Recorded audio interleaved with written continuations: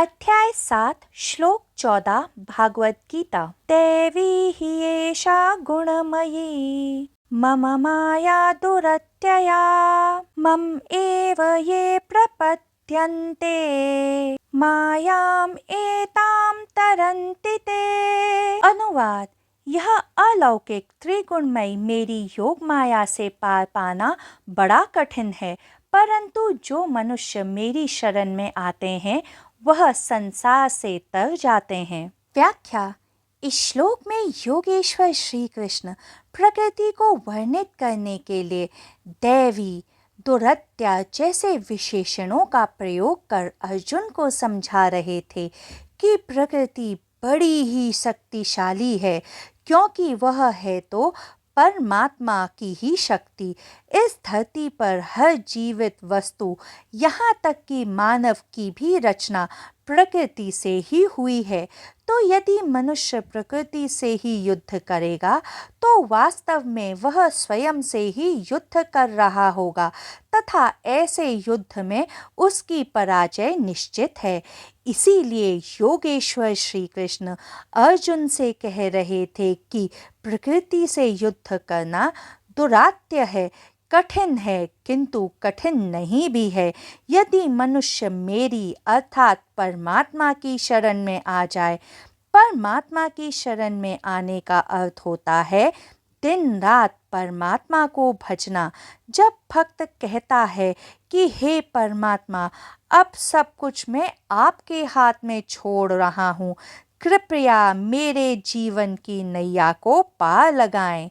यदि मनुष्य अपने से बड़े किसी भी शक्ति से लड़े तो उसका जीतना लगभग असंभव ही होता है, किंतु यह संभव हो सकता है यदि मनुष्य की विरोधी शक्ति से भी बड़ी शक्ति अर्थात परमात्मा मनुष्य की सहायता कर रहे हों। किंतु परमात्मा से सहायता पाने के लिए श्री कृष्ण कहते हैं कि मनुष्य को मुझे दिन रात भजना होगा। अब आप कहेंगे कि दिन रात भजने का क्या अर्थ होता है? क्या मनुष्य को दिन रात केवल कृष्ण कृष्ण कृष्ण या राम राम राम या शिव शिव शिव ही बोलना होता है? तो उत्तर है नहीं। परमात्मा को दिन रात भजने का अर्थ है सदा परमात्मा का अंतः स्मरण करना। जो भी दिखाई दे उसमें मनुष्य को परमात्मा का ही स्मरण हो। यदि मनुष्य सांस ले तो स्मरण करे कि कृष्ण सांस ले रहे हैं। यदि मनुष्य सोए तो सोचे कृष्ण सो रहे हैं। यदि मनुष्य को भूख लगे तो सोचे कृष्ण को भूख लग रही है। तो मनुष्य जो भी करे उसे सदा परमात्मा का अंतर स्मरण रहे। यदि मनुष्य फूल को खिलता देखे तो सोचे परमात्मा खिल रहे हैं। यदि मनुष्य कुत्ते को दौड़ता देखे तो सोचे परमात्मा दौड़ रहे हैं। यदि मनुष्य बच्चे को रोता देखे तो सोचे परमात्मा रो रहे हैं। दुख में अथवा सुख में, प्रसन्नता में अथवा उदासीनता में, विपदा में अथवा संपदा में मनुष्य हर क्षण परमात्मा का ही स्मरण करे, सब कुछ परमात्मा को ही अर्पित समर्पित कर दे। यह स्मरण शब्दों से नहीं बल्कि मनुष्य के भावों से, उसके भीतर से, उसके अंतर से होना चाहिए।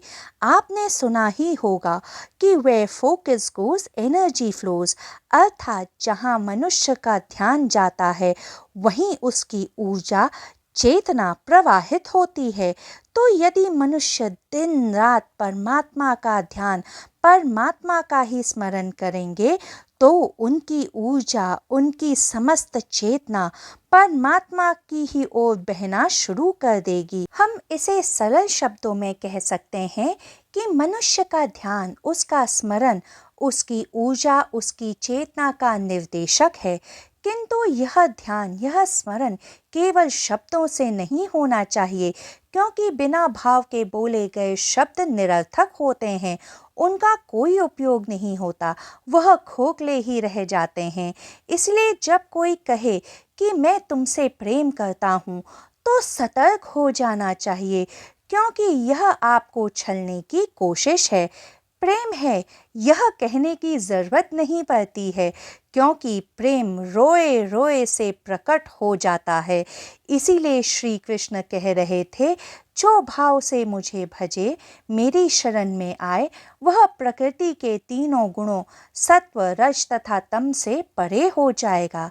ये प्रकृति तथा प्रकृति द्वारा फैलाई गई ये समस्त सांसारिक माया मेरी अर्थात परमात्मा की सांसारिक माया है। इस योग माया द्वारा सम्मोहित ये समस्त संसार, ये समस्त जगत दौड़ता चला जा रहा है। यदि तुझे इस माया से, इस सम्मोहन से बाहर आना है, तो हे अर्जुन, तू मेरी शरण में आ, दिन रात भावपूर्वक मुझे भज।